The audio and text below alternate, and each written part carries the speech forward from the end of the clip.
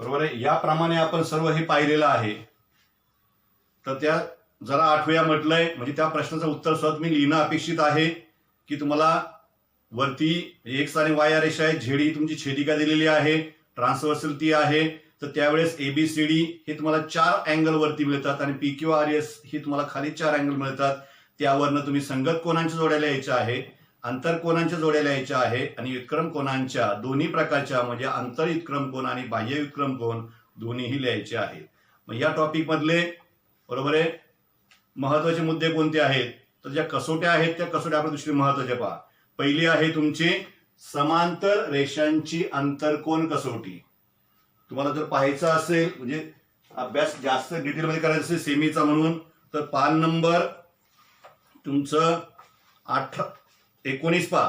पान नंबर 19 जे आहे पार्ट 2 चं पान नंबर 19 वरती या सगळ्या टेस्ट तुम्हाला दिलेल्या आहेत. टेस्ट फॉर पॅरलल लाईन्स असा पॉइंट आहे. या पॉइंटमध्ये तुम्हाला हे सगळं दिसतंय पहा. या पानावरती टेस्ट फॉर बरोबर टेस्ट फॉर पॅरलल लाईन्स इथं हा पॉइंट आहे. या पॉइंटमध्ये सगळ्या तुमच्या तिन्ही टेस्ट ज्या आहेत त्या टेस्ट आलेल्या आहेत, त्या प्रूव्ह करून दाखवलेल्या आहेत, त्या आपण घेतलेल्या सुद्धा होत्या. बरोबर आहे. त्यातल्या काही टॉपिक कॅन्सल केले होते. मी तिथं पेन्सिल तुम्हाला काट मारा सांगितली होती. बरोबर आठवतंय ना. तर हे आपण साधारण गेल्या वर्षी घेतलेलं आहे. 9वीच्या पुस्तकात हे सगळं आहे तिन्ही टेस्ट. त्या टेस्टचा परत आपल्या थोडक्यामध्ये अभ्यास या सेतू अभ्यासक्रमामध्ये करायचा आहे. तुम्ही त्या टेस्ट मराठी तुम्हाला कळल्या नाही तर इंग्लिश मध्ये समजून घ्या. पहिली समांतर रेषांची आंतरकोन कसोटी आहे, इंटेरियर अँगल टेस्ट आहे. तर ती कोणती आहे, 2 भिन्न रेषांना एका छेदिकेने छेदले असता छेदिकेच्या एका बाजूच्या आंतरकोनांची बेरीज 180 अंश असेल तर त्या रेषा समांतर असतात. म्हणजे रेषा समांतर ठरवण्यासाठी ही पहिली अट तुमची आहे, पहिली कसोटी आहे. कसोटी म्हणजे काय, अट असते थोडक्यामध्ये.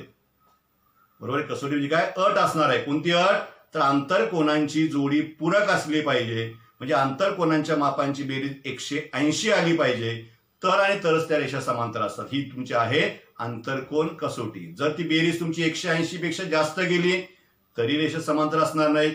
ती बेरीज तुमची 180 पेक्षा कमी आली तरी त्या रेषा समांतर असणार नाहीत. कारण प्रश्न येणार आहे रेषा समांतर आहे की नाही ही तुम्हाला ठरवायचं आहे या कसोटीचा उपयोग करून. म्हणजे उपयोजन ते आहे. दुसरी कसोटी आहे तुमची समांतर रेषांची व्युत्क्रम कोन कसोटी. जसं आंतरकोन हे तुमचे पूरक असणार आहे म्हणजे आंतरकोनांची बेरीज 180 आली तर रेषा समांतर. पण इथं मात्र तुमचं आता समांतर रेषांची व्युत्क्रम कसोटीमध्ये 2 भिन्न रेषांना एका छेदिकेने छेदले असता तयार होणाऱ्या व्युत्क्रम कोनांची एक जोडी एकरूप असेल. व्युत्क्रम कोनांच्या समजा ज्या 4 जोड्या आहेत, आंतर व्युत्क्रम कोनांच्या 2 जोड्या आणि बाह्य व्युत्क्रम कोनांच्या 2 जोड्या, अशा 4 जोड्या आहेत. त्या 4 जोड्यांपैकी कोणतीही एक जोडी तुमची जर एकरूप असेल तर त्या रेषा समांतर असणार आहेत. आणि तिसरी कसोटी तुमची आहे समांतर रेषांची संगत कोन कसोटी. संगत कोनांच्या एकूण 4 जोड्या आहेत. त्या 4 पैकी कोणतीही एक जोडी, 4 पैकी कोणतीही एक जोडी तुम्हाला देतील आणि ती जर एकरूप असेल तर त्या रेषा तुमच्या समांतर असणार आहे. 2 भिन्न रेषांना, 2 वेगवेगळ्या रेषा तुमच्या असतील, एका छेदिकेने छेदले असता तयार होणाऱ्या संगत कोनांची एक जोडी एकरूप असेल तर त्या रेषा समांतर असतात. रेषा समांतर कधी कधी असणार आहेत, तर आंतरकोन यांची बेरीज 180, व्युत्क्रम कोनांची जोडी एकरूप आणि संगत कोनांची जोडी एकरूप असेल तर रेषा समांतर होतात. याच्यापेक्षा वेगळं आलं तर होऊ शकणार नाही. उपप्रमेय म्हणजे काय, मुख्य प्रमेयाचा आधार घेऊन ज्यावेळेस आपण एखादं प्रमेय, एखादा गुणधर्म सिद्ध करतो त्यावेळेस त्याला उपप्रमेय असं म्हटलं जातं. बरोबर आहे. त्याला इंग्लिशमध्ये कोरोलरी असं म्हणतात. तरी तिथं तुम्हाला 2 कोरोलरी दिले आहेत, 2 उपप्रमेय दिले आहेत. जर एक रेषा त्याच प्रतलातील 2 रेषांना लंब असेल, एक रेषा जी आहे ही त्याच प्रतलातील 2 रेषांना लंब असेल तर त्या 2 रेषा परस्परांना समांतर असतात. बरोबर आहे. काय सांगितलं, जर एक रेषा त्याच प्रतलातील 2 रेषांना लंब असेल, बरोबर आहे. समजा ही या 2 रेषा तुमच्या आहेत आणि ही एक रेषा जी तुम्ही काढली ही या दोघांनाही लंब आहे, दोघांनाही लंब असणारी ही रेषा, जर एक रेषा त्याच प्रतलातील 2 रेषांना लंब असेल तर त्या 2 रेषा परस्परांना समांतर असतात. समांतरची कसोटी येईल का?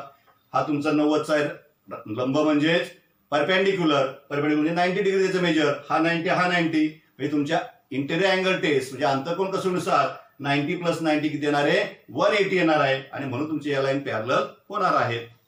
दुसरी कॉलोनी आहे, जर एका प्रतलातील दोन रेषा त्याच प्रतलातील तिसऱ्या रेषेला समांतर असतील, ही तुमच्या दोन रेषा आहेत आणि ही तिसरी रेषा जी आहे, या दोन रेषा आहेत, ही या तिसरी रेषा जी आहे ही एल, ही एम आणि एन. तर एम आणि एल जी आहे, ही एल आणि एम या एकमेकींना समांतर आहेत, एल समांतर एम, नंतर तुमची एल समांतर एन आहे. तर एम आणि एन जे आहेत, बरोबर आहे, एल जी आहे ती एम लाही समांतर आहे, एल ही तुमची एन लाही समांतर आहे. तर या दोन रेषा ज्या आहेत एम आणि एन या सुद्धा समांतर असतात, कारण का संगत हा अँगल हा अँगल सारखा होणार आहे, कारण या दोन रेषा समांतर आहेत यानुसार एल आणि एम, बरोबर आहे. तसं तुमचा हा आणि हा अँगल सारखा होणार आहे, कारण का तर एल समांतर तुमचं एन आहे, म्हणून संगत पण तुमचे एकरूप असणार आहेत. आणि म्हणून तुमचं या ठिकाणी हा आणि हा अँगल सेम आहे, म्हणून हे तुमचे हा अँगल आणि हा अँगल, याचं 50 मेजर असेल, याचं 50 येणार, याचं 50 आहे म्हणून याचं 50, कारण हे दोन्ही अँगल तुमचे 50-50 येणार आहेत. म्हणजे तुमचं एम आणि एन लाईन साठी ज्यावेळेस तुम्ही ही ट्रान्सव्हर्सल घेणार आहात त्यावेळेस हे दोन्ही अँगल तुमचे इक्वल असणार आहेत, सेम असणार आहेत, कॉन्ग्रुएंट असणार आहेत, आणि म्हणून तुमची ही जी लाईन आहे ही अँगल तुमचा करस्पॉन्डिंग अँगल पेअर आहे, म्हणून यांच्या मापांची माप जी आहे ती सेम असणार आहे, इक्वल असणार आहे, म्हणजे ते कॉन्ग्रुएंट असणार आहे. करस्पॉन्डिंग अँगल कॉन्ग्रुएंट झाले तर लाईन तुमच्या आपोआपच पॅरलल असतात. अशी ही तुमची कॉरोलरी सेकंड आहे. आणि प्रमेय आहे दुसरं म्हणजे जे महत्वाचं आहे, जे आपण कायम नेहमी वापरतोय, बरोबर आहे, पण छोट्या छोट्या बाईपासून म्हणजे आपण 6वी-7वी पासून ते वापरत आलेलो आहे, की कुठलाही त्रिकोण आपण घेतला तो टाईप कोणताही असू द्या, कोणत्याही त्रिकोणाच्या तीनही कोणांच्या मापांची बेरीज 180 अंश असते. त्रिकोणाच्या तीनही कोणांच्या मापांची बेरीज 180 अंश असते.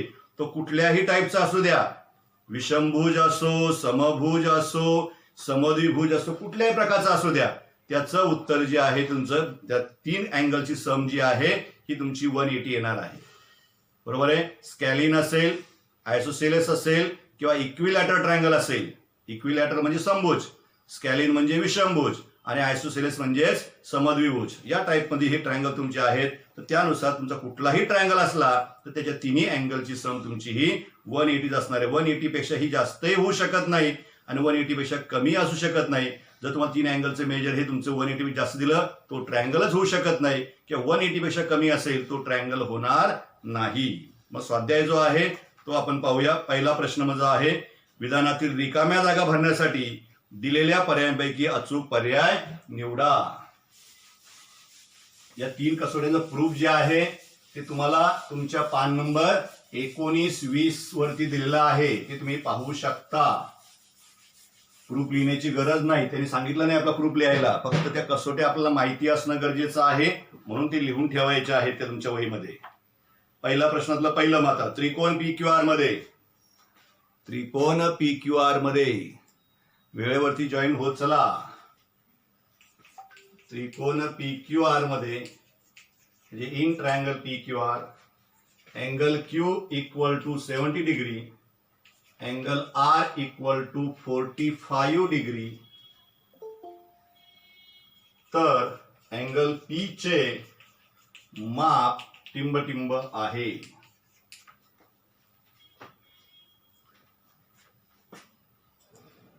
बोला.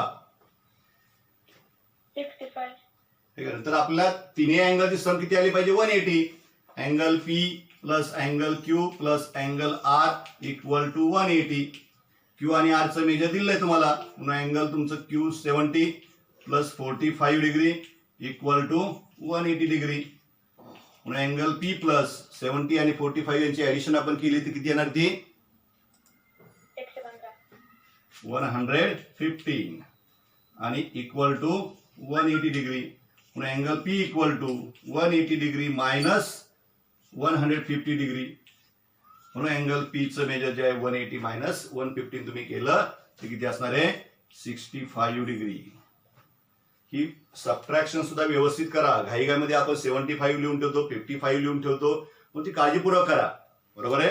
म्हणून ही सबट्रॅक्शन जी आहे ती 75 येणार, म्हणजे त्याचा ऑप्शन बी हे तुमचं करेक्ट आहे. पा सॉरी, ऑप्शन ए, ऑप्शन बी हे 75 आहे, ऑप्शन ए मध्ये 65, म्हणजे आपल्याला आन्सर जे आहे ते आपलं 65 येणार. ते याप्रमाणे सोडवल्यावर कळणार आहे. तुम्ही जर मोगम लिहून टाकलं, मोगम अंदाजे केलं तर उपयोग होणार नाही. तर तिन्ही अँगल सम, शेवटचं वाक्य आपल्याला कोणत्याही त्रिकोणाच्या तीनही कोणाच्या मापांची बेरीज 180 अंश असते. हा गुणधर्म वापरून ही तुम्हाला रिकामी जागा जी आहे ती शोधायची होती, पर्याय निवडायचा होता. दुसरा प्रश्न जे आपण आधी शिकलो कसोटी, त्याच्या आधारे दोन रेषांना एका छेदिकेने छेदली असता तयार होणाऱ्या आंतरकोनांच्या जोडीतील कोनांची मापे 79 अंश आणि 99 अंश. 79 अंश आणि 99 अंश आहेत, तर त्या रेषा टिंबटिंब असतात. मग तुम्हाला पर्याय दिलेले समांतर, छेदणाऱ्या, समान आणि लंब. बरोबर आहे. समांतर हा पहिला पर्याय आहे ए. बी पर्याय आहे छेदणाऱ्या म्हणजे इंटरसेक्टिंग लाईन. सी पर्याय आहे समान म्हणजे इक्वल. आणि डी पर्याय आहे लंब म्हणजे परपेंडिक्युलर. पॅरलल, इंटरसेक्टिंग, इक्वल आणि परपेंडिक्युलर. कशा असणार मध्ये लाईन? तर या दोघांची ऍडिशन करायची. पहा, पॅरलल कधी असतात? जेव्हा त्या दोन अँगलची सम तुम्ही केली ती 180 आली. बरोबर बरोबर 180 आलं तर लाईन तुमच्या पॅरलल असणार आहेत, समांतर असणार आहेत. पण ती कमी आली किंवा जास्त आली तर त्यावेळेस लाईन पॅरलल नाही. मग पॅरलल नाही म्हणजे ते कशा असणार आहेत? इंटरसेक्टिंग लाईन असणार आहेत. म्हणजेच तुमच्या त्या काय असणार आहेत? छेदणाऱ्या रेषा त्या असणार आहे. मग तुमचं 79 प्लस तुम्ही 99 केलं, किती येत आहे?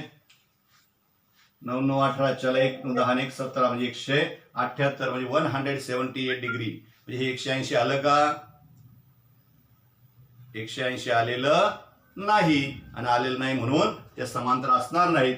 दुसरा पर्याय तुमचा बरोबर असणार आहे. तिसरा चौथा तर बरोबर असू शकत नाही. लंब किंवा समान असणं विषयच नाही त्याचा.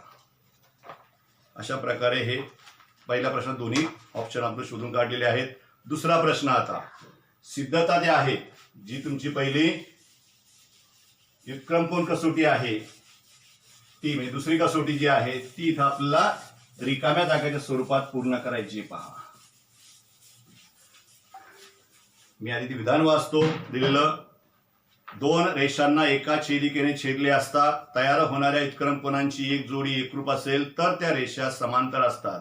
ही व्युत्क्रमकोन कसोटी आहे ती नीट पहा. त्याची आकृती तुम्हाला दिलेली आहे.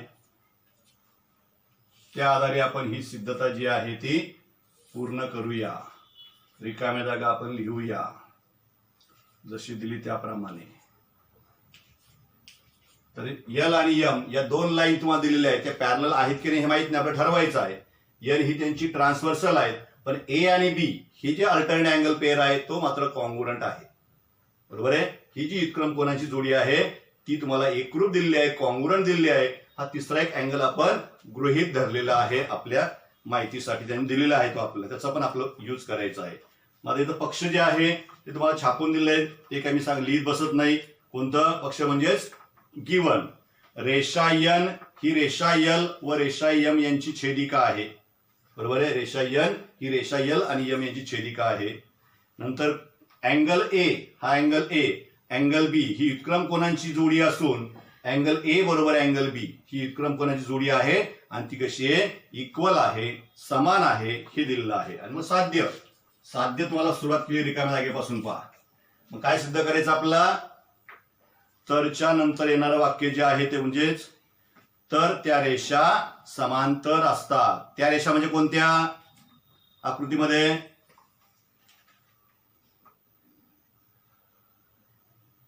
किंवा आपण जे सिद्ध करत आलो ते शेवटचं वाक्य पहा, त्यामध्ये एक साईड दिलेली आहे तुम्हाला, तेच तुमचं साध्य असतं. ऑब्झर्वेशन तुम्ही केलं. शेवटचं वाक्य जे आहे रेषा यल समांतर रिकामा चौकोन दिला. पहा, रेषा यल मग समांतर कोणती ना तुमची? रेषा यम. हे तुमचं साध्य असणार आहे. रेषा यल समांतर रेषा यम हे साध्याचं विधान असणार आहे. हे सिद्ध करायचं आहे तुम्हाला. मग सिद्धता दिल्याप्रमाणे चौकोन अधिक अँगल सी बरोबर 180 डिग्री. त्याला स्टेटमेंट नंबर 1 म्हटलंय. आणि रिझन दिलंय तर रेषीय जोडीतील कोन. रेषीय जोडीतील कोन. रेषीय जोडीतील कोन. कोण सांगता मग याचं उत्तर? अँगल बी. अँगल बी. आता हा बी आणि सी बरोबर आहे. बी मध्ये सी मिळवल्यावर ही रेषीय जोडी अँगल तयार होतील का?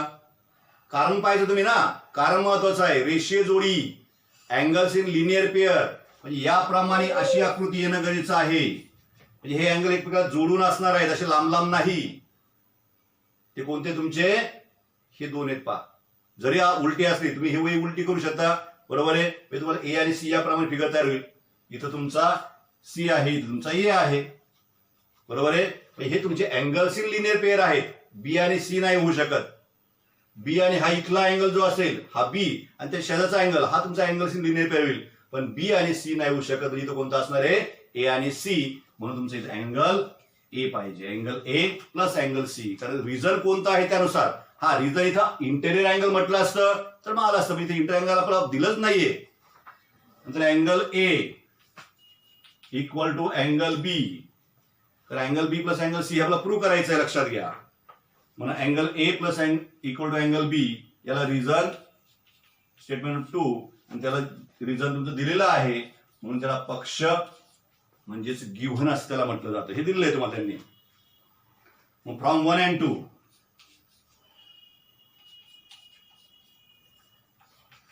Equal to 180 degree.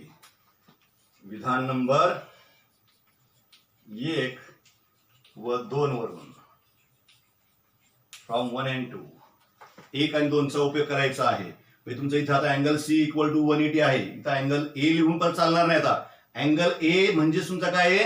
अँगल बी आहे. या दोघांचा यूज करायचा आहे. म्हणजे हे स्टेटमेंट परत लिहायचं नाही. या दोघांचा उपयोग करून आपल्याला हे नवीन स्टेटमेंट तयार करायचं आहे. Angle A plus angle C equal to 180 degree आहे. अँगल ए चं जेवढं मेजर आहे तेवढं अँगल बी चं मेजर आहे. म्हणून हा अँगल ए रिप्लेस करून तो बदलून काय लिहायचं आहे? अँगल बी लिहायचं आहे. आणि मग तुम्ही पाहिलं आता अँगल बी आणि अँगल सी हे तुमची जोडी जी आहे या जोडीची ऍडिशन ही 180 आहे. ही जोडी म्हणजे तुमची आंतरकोन आहेत आणि आंतरकोन ज्या वेळेस त्यांची बेरीज त्यांची सम बरोबर आहे ऍडिशन ही ज्यावेळेस 180 येते त्यावेळेस ते अँगल तुमचे सप्लिमेंटरी असतात. त्यावेळेस ती अँगलची जोडी ही तुमची पूरक असते. म्हणजे आंतरकोन या ठिकाणी पूरक आहे असं तुम्ही प्रूव्ह केलंय. आणि म्हणून त्या आधारे तुम्ही काय सिद्ध करणार की या लाईन तुमच्या पॅरलल आहेत म्हणून. परंतु कोन सी व कोन बी हे छेदिकेच्या एकाच बाजूचे आंतरकोन आहेत. कोन सी आणि कोन बी काय आहेत? हे छेदिकेच्या एकाच बाजूचे आंतरकोन आहेत. हे आंतरकोनांची जोडी आहे आणि म्हणून ही आंतरकोन जोडी तुमची पूरक असल्यामुळं रेषा यल समांतर रेषा यम बरोबर आहे. त्याला इथं म्हणून रेषा यमला हा चौकोन येणार आहे आणि त्याच्या पुढे आंतरकोन कसोटी असं नाव दिलंय पहा. आंतरकोन कसोटीवरून. म्हणून इथं जे साध्याचं विधान आहे तेच शेवट तुमचं येत असतं. साध्यामध्ये आपण काय लिहिलं? रेषा यल आणि रेषा यम या समांतर आहेत हे आपल्याला सिद्ध करतं. त्या रेषा समांतर म्हणजे रेषा यल आणि रेषा यम समांतर. तर रेषा यल ही डावीकडची बाजू दिली आहे म्हणजे उरलेली बाजू कोणती आहे? रेषा यम. तर अशा प्रकारे हे प्रूव्ह करायचं होतं पहा. आता पुढं माप करायची आहेत दुसऱ्या आणि तिसऱ्या प्रश्नामध्ये. दुसरा प्रश्न आपण पूर्ण करूया.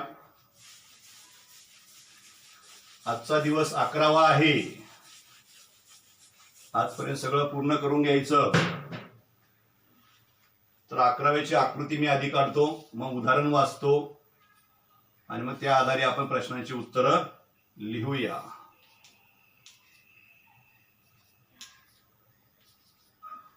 तर इथे अँगल एक्स आहे हे 130 मेजर आहे. इथं 50 आहे आणि इथं वाय आहे मेजर.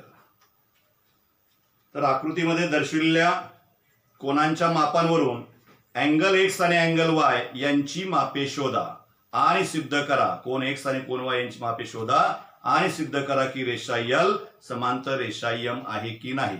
त्या रेषा यम आणि रेषा यल समांतर आहेत हे तुम्हाला सिद्ध करायचं आहे. म्हणजे थोडक्यामध्ये आंतरकोन म्हणजे एक्स आणि 50 यांची बेरीज ही 180 झाली की आपलं प्रूव्ह होतंय.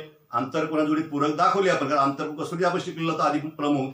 म्हणून त्या कसोटीचा जास्त उपयोग करायचा आहे. आंतरकोन एकतर तुमचे पूरक दाखवा किंवा संगत कोणांची कुठलीही एक जोडी किंवा विक्रम कोणांची कुठलीही एक जोडी तुम्ही एकरूप दाखवू शकता. पण इथं जसं दिलं त्याप्रमाणे आपण जाणार आहोत. मग पहिलं दिलेलं आहे तुम्हाला उकलमध्ये.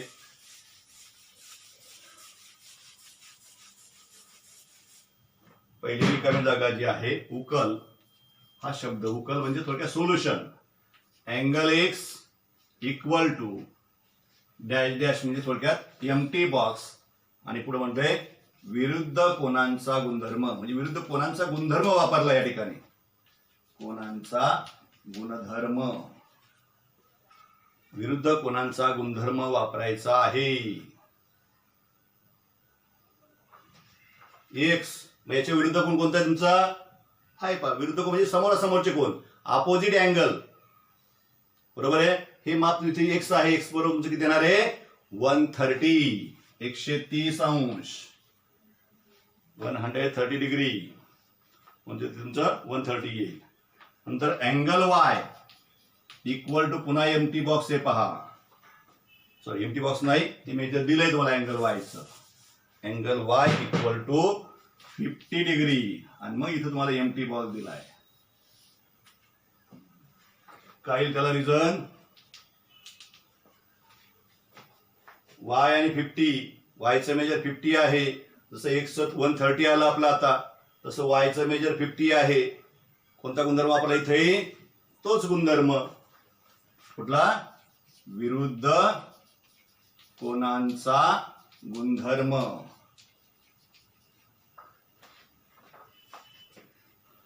म्हणून तुमचं angle X plus 50 degree, angle X बरोबर आहे प्लस 50 डिग्री आपण केलं म्हणजे तुमचं equal to empty box plus 50 degree. मग एम्प्टी बॉक्सने अँगल एक्सचे मेजर किती काढलं आपण? वरती काढलेलं आहे ते 130 डिग्री, म्हणून इथं 130 डिग्री येईल. म्हणून तुमचं angle X plus 50 degree equal to किती येणार? या दोघांची ऍडिशन 180 डिग्री. 130 plus 50 degree equal to 180 degree. 180 हे एम्प्टी बॉक्स नाही, त्याला काही गरज नाहीये, त्यांनी दिलेलं आहे ते. त्या दोघांची ऍडिशन करून दाखवलंय. आणि म्हणून तुमचं आता हा अँगल एक्स आणि 50 डिग्री यांचं मेजर हे 180 आहे हे प्रूव्ह झालं. म्हणजे तुमचा हा अँगल एक्स आणि अँगल 50 हे जे अँगलचा पेअर आहे तो तुमचा इंटेरियर अँगल पेअर आहे.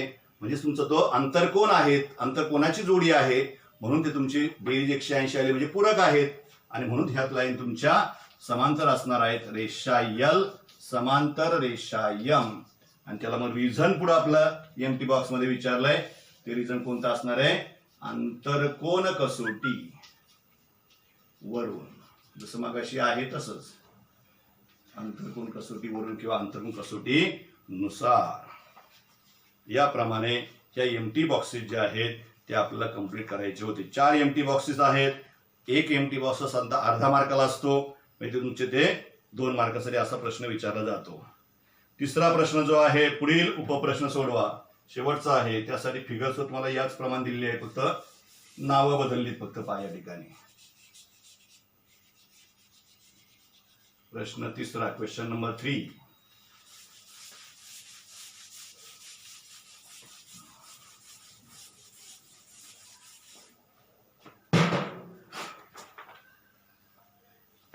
पी क्यू या लाईन आहेत. आर ही त्यांची ट्रान्सव्हर्सल आहे आणि एम आणि एन ही अँगलची नावं दिलेली आहेत.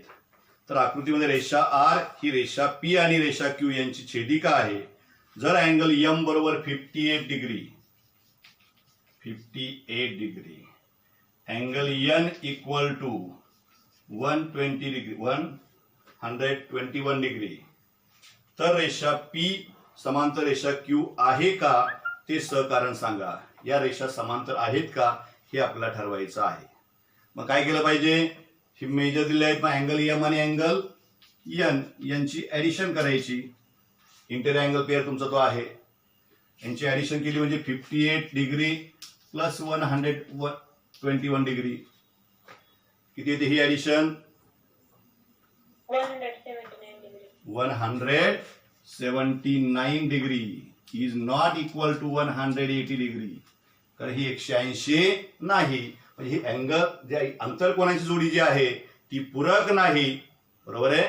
म्हणून खाली लिहायचं काय लिहायचं मग, कोनियम व कोनियन ही आंतरकोनांची जोडी